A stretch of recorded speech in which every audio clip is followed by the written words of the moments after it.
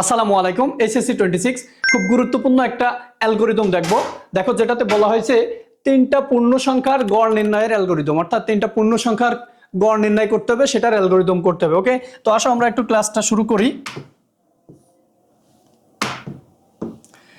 যেহেতু বলেছে তিনটি পূর্ণ সংখ্যার গড়, তাই না, তিনটি পূর্ণ সংখ্যার গড় বলেছে, এটার অ্যালগরিদম। তো তোমরা জানো যে অ্যালগরিদম হচ্ছে ধাপের মাধ্যমে লিখতে হয়। তো চলো শুরু করি। প্রথমে আমরা লিখব স্টেপ 1।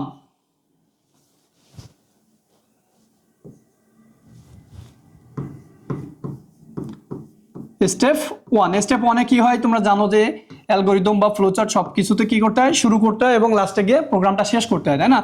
দেন আসবে স্টেপ 2। খেয়াল করো স্টেপ 2 তে আমাদের কি আসবে, তিনটি পূর্ণ সংখ্যা যেহেতু বলেছে সেহেতু তিনটি মান আমাদের এখানে ইনপুট আসবে। যেমন ইনপুট হিসাবে আমরা নিতে পারি এ, বি এবং সি। ইনপুট এ, বি, সি। ওকে, এরপরে আমরা কি করব, তিনটি সংখ্যার গড় যেহেতু নির্ণয় করব সেহেতু গড় নির্ণয়ের সূত্রটা আমাদেরকে জানতে হবে। তাহলে স্টেপ 1 এ আমরা স্টার্ট করলাম, স্টেপ 2 তে ইনপুট নিলাম, এন্ড স্টেপ 3 তে এসে আমরা কি করব, এটার প্রসেসিং করব। তাহলে প্রসেসিংটা কি দেখো, গড় নির্ণয়ের যে সূত্রটা, গড় নির্ণয়ের সূত্র কি, যে যতগুলো সংখ্যা থাকে ততগুলো সংখ্যার যোগফল ভাগ তত, অর্থাৎ তিনটা সংখ্যা বলেছে আমাদের, যেহেতু তিনটি সংখ্যার যোগ ভাগ 3। ওকে, তাহলে গড় নির্ণয়ের সূত্র ইংরেজি কি, গড়ের ইংরেজি হচ্ছে এভারেজ। তাহলে আমরা এখানে লিখব এভারেজ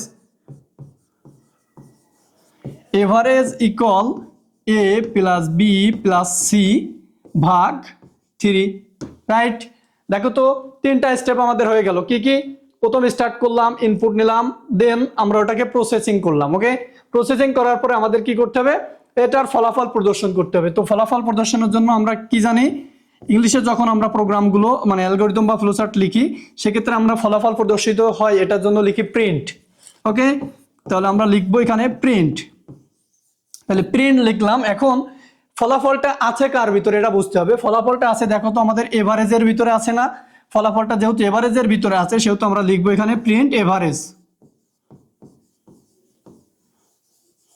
ওকে, দেখো তো আমাদের প্রোগ্রাম কিন্তু প্রায় শেষের পথে। যেহেতু আমরা ফলাফল প্রদর্শিত করে ফেলেছি সেহেতু এখানে আমার প্রোগ্রাম শেষ হয়ে গেল। সো লাস্ট স্টেপে আমরা লিখতে পারি যে প্রোগ্রামটা এন্ড। স্টেপ 5 এসে কি লিখবো, এন্ড। দেখো খুব সহজ একটা অ্যালগরিদম, এবং যেমন সহজ তেমন কিন্তু ইম্পর্টেন্ট। যারা পারো তাদের কাছে সহজ, তোমাদের অনেক ফ্রেন্ড আছে এখনো পর্যন্ত এই সমস্ত অ্যালগরিদম ফ্লোচার্ট পারো না। তো তোমরা যারা এখনো পর্যন্ত আইসিটি নিয়ে চিন্তিত, তো তোমরা সবাই চাইলে কিন্তু আমার কোর্সে এনরোল করতে পারো। আমাদের এই যে টেস্ট পরবর্তীতে অর্থাৎ ঈদের পরে আমাদের নতুন ব্যাচ শুরু হবে, 3 মাসের একবারে ফুল প্যাকেজ। তো তোমরা যদি চাও এই কোর্সে আমাদের এনরোল করতে পারো, এবং তোমাদের এখানে 1 মাসের ভিতরে পুরো চ্যাপ্টার সবগুলো আমরা কি করব, একটা রিভিশন দিয়ে দেবো। তোমাদেরকে পিডিএফ প্রোভাইড করা হবে চ্যাপ্টার ওয়াইজ, এবং সাজেশন দেওয়া হবে, এবং তোমাদের পরীক্ষার আগ পর্যন্ত তোমরা ফুলি সাপোর্ট পাবা। তো ঠিক আছে, যাদের আইসিটিতে সমস্যা আছে আমাদের হোয়াটসঅ্যাপ নাম্বারে যোগাযোগ করো। তো আজকের ক্লাসটা ছিল এ পর্যন্তই। দেখা হবে নতুন কোনো ক্লাসে, নতুন কোনো ভিডিওতে। আল্লাহ হাফেজ।